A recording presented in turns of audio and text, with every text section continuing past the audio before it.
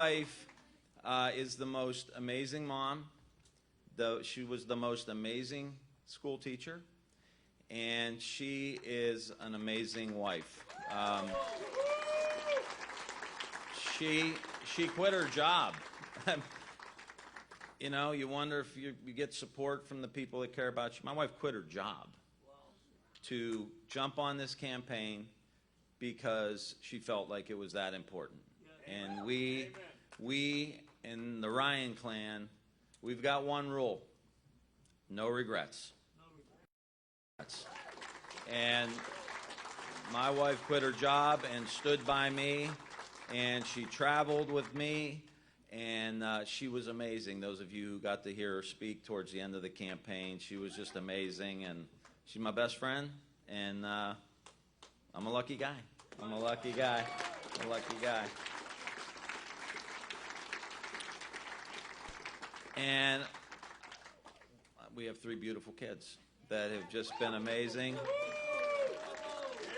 And those of you, somebody asked us during the campaign, they said, that commercial with the 2 kids, the 2 older ones, they said, were those yours or were they actors?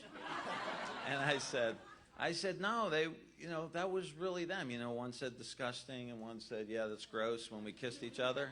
I said, you know why they were so good at that? Because that's what they say to us. And Mason and Bella have enriched my life since I met them when they were 4 and 5 years old.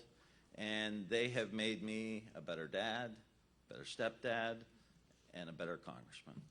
And I can't.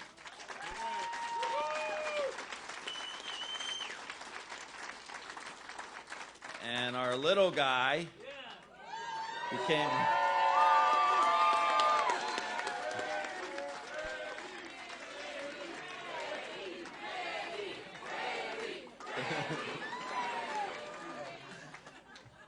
He brings so much joy to us, and not just the Our Flag football games on the weekend, but every single day. And he's just a great kid who ended up speaking during the campaign too. He had a 2-minute speech that he kept delivering, and he delivered it 5 times in a row. And he said, "I think I want to change this up a little bit."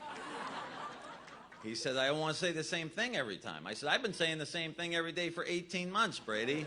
It's called driving home the message, bro." And he's been terrific.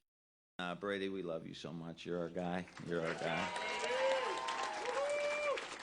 And to my mom and my dad and my stepmom and my brother Al and his kids, I love you guys so much. This fight was for all of you to try to make this state and country a better place. And I'll never regret 1 second of that. It was for you guys. And I have gratitude for my entire team. By all accounts, any measure, by the most sophisticated experts in the country, this was the best run campaign in the entire United States. I want to say thank you to all of you. So my whole team, along with Andrea, are all unemployed. So if anybody's hiring, we want to make sure that give them an opportunity. But I will tell you, I'm very, very grateful. What I said during this campaign, I meant every word of it. There was no, and this is why I love my team so much. They let me be me. And what I said, I meant. That this country, we have too much hate, we have too much anger, there's way too much fear, there's way too much division. And that we need more love, we need more compassion, we need more concern for each other. There's important things. We need forgiveness, we need grace, we need reconciliation. We do have to leave the age of stupidity behind us. And I have a privilege right now, a privilege, as someone who was the Democratic nominee. I have the privilege to concede this race to J.D. Vance, because the way this country operates is that when you lose an election, you concede. And you respect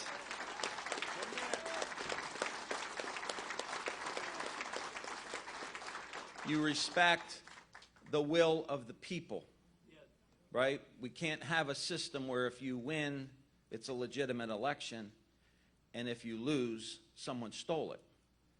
That is not how we can move forward in the United States. This is an essential country, right? And I've said it all throughout the campaign. This is a country built on freedom.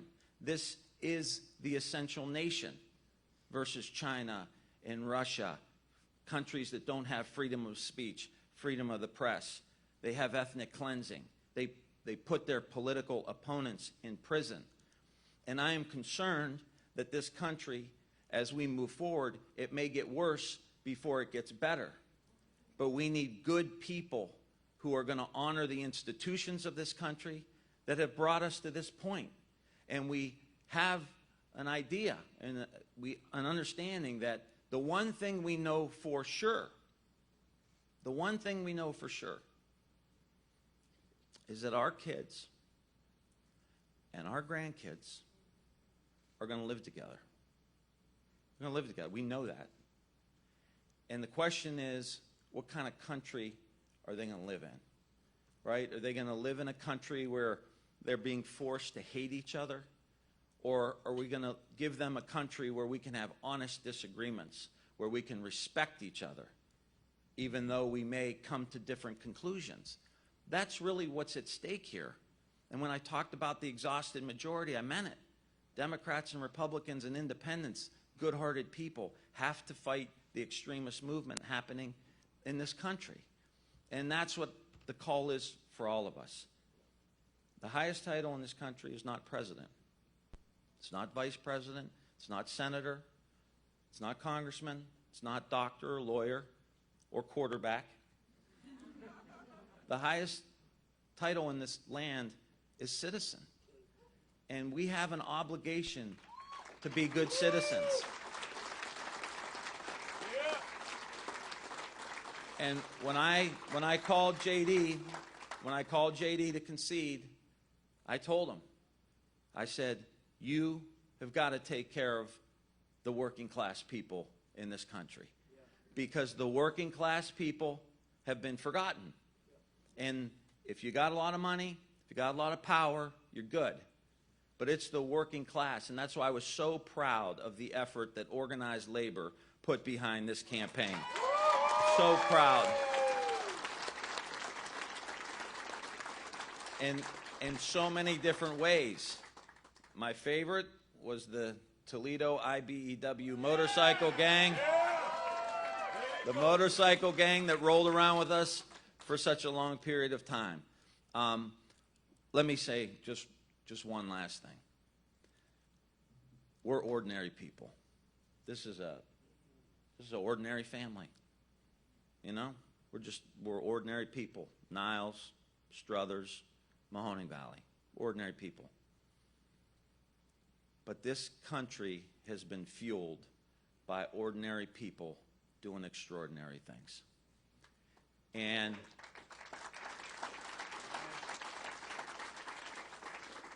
if I could just leave you with something, it's that belief that if you're a teacher, you're a nurse, you're a cop, you're a firefighter, whatever your job is, you have an opportunity to improve things, to make things better, to do something extraordinary.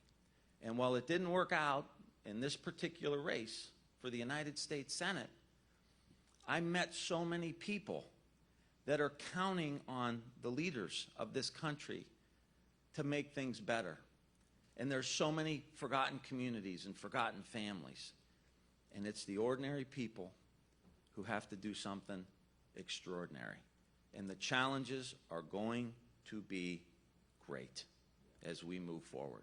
They're going to be great. See some of the people that are going to walk into the United States Senate. We got a lot of work to do in the United States of America. And this family pledges, and whatever step is next for us, that we will continue to be in this fight because it's too important. It's too important.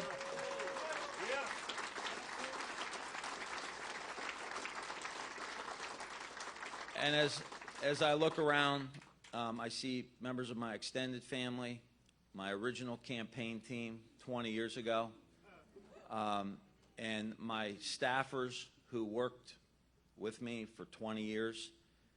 We made, guys, I'm talking directly to you, we made this community a better place over the last 20 years.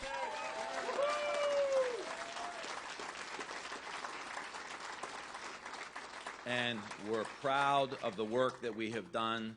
The work continues. And I will just end, as I ended so many of my other speeches, with what Bobby Kennedy said at the end of his speeches when he ran for president. I do not promise you ease. I do